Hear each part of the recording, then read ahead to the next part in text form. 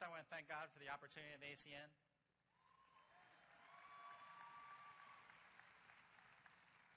I also want to thank the co-founders because, without the co-founders, ACN wouldn't exist. So thank you.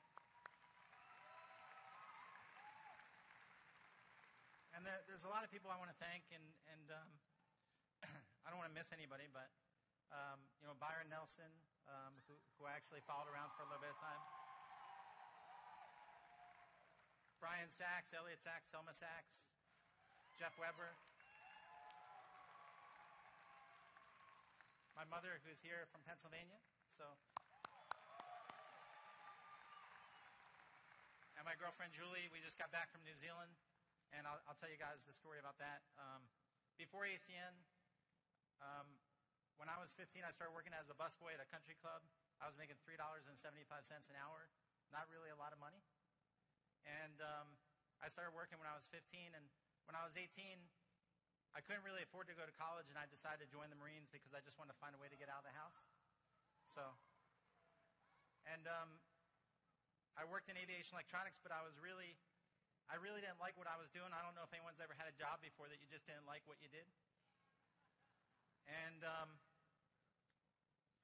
I went to college for a minute, and I left after a year and a half, and someone told me, well, if you drop out, then you'll never come back. So I came back just to prove them wrong, and then I dropped back out again.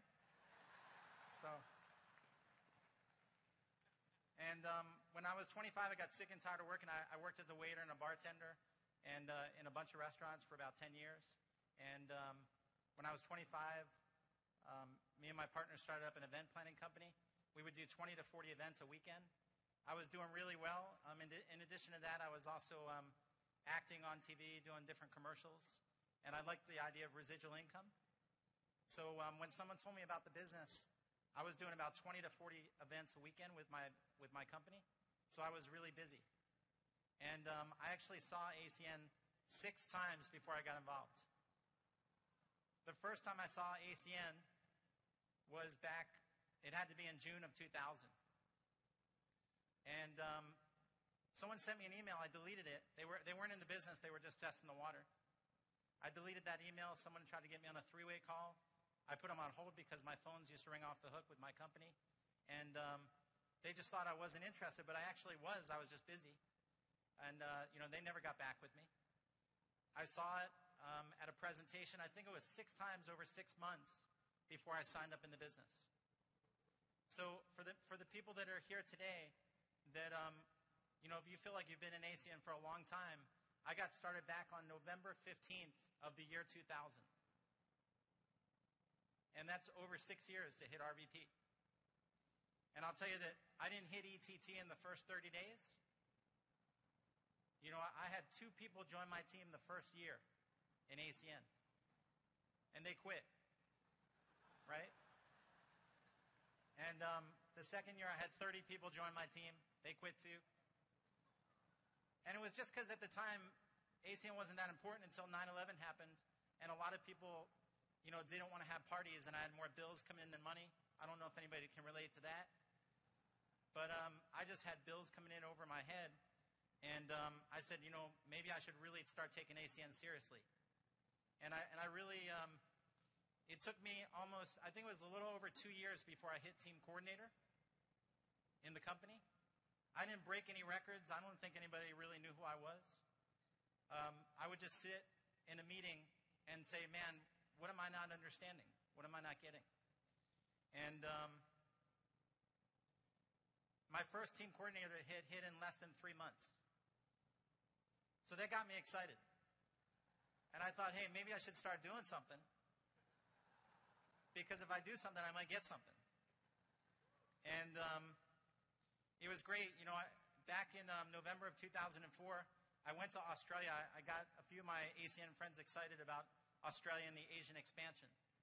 And I said, how great would that be to override a piece of Asia? There's a few people in Asia, isn't there? And it was funny. I went to Australia for just 2 weeks. I was going to come back in 2 weeks. And I ended up staying for the next year. And it was funny because I saw Mike Kupis at a launch meeting. And he goes, wait a second, aren't you from the United States? And I said, yeah, I'm from the United States. And he said, do you know anybody in Australia? And I said, no. And he said, well, what are you doing here? You know, I don't recommend that you go to another country to build your business. So it was funny because 4 months after that, I went #1 team coordinator, in the United States, and I had a huge team in Australia. Yep.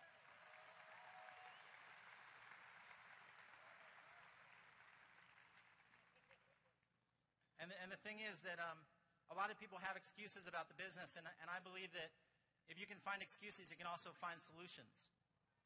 And the thing is that, when I went to Australia, my cars were in the United States. So I didn't have a car when I went #1. I made my reps drive me around because, first of all, I didn't want to drive on the other side of the road, right? I've been driving on the other side of the road for my whole life, so I was like, hey. Plus, it created a lot of duplication because I focused my energy. It was funny, when I actually got a car, I had less production. And that was just because of just staying focused. I came back in about a year. I talked my girlfriend, Julie, into coming over with me to New Zealand for 2 weeks. We stayed for 9 months. So for the last almost 2 years, I've been traveling through Australia and New Zealand. And what kind of choices or what kind of job can give you, the kind of freedom where you could take 2 weeks and stay for 9 months? Does anybody know anything like that? So it was great because we would do PBRs in Australia, in Queensland. And we would do PBRs, and people would bring us like mangoes and cherries to the PBRs. Like they would give us fruit when we walked in. I walked outside of one meeting, there was kangaroos hopping up and down. That was exciting. And it was great to be able to build the business in another country and see the world. The biggest thing that I accomplished a lot of my success to is the fact that it's not about me. You got to get your ego out of the way in this business. And the thing is, when I first started, I thought I knew everything. I ran my own company. And I said, hey, I know my people. You don't need to tell me what to do. And I had to fail miserably before I humbled myself enough to just copy people that were already successful.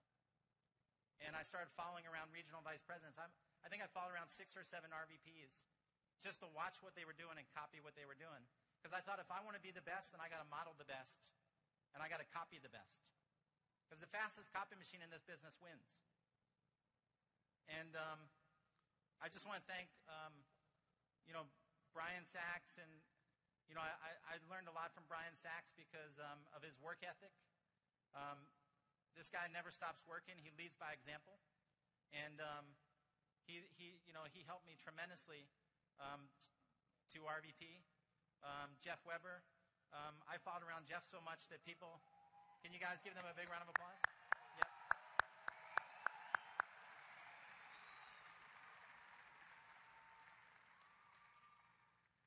I followed around Jeff so much that I actually started sounding like Jeff. And I would go do a meeting, and even Brian said, hey, you're starting to sound like Jeff Weber. So, you just got to copy the best people in the business. If they've already done it, then so can you.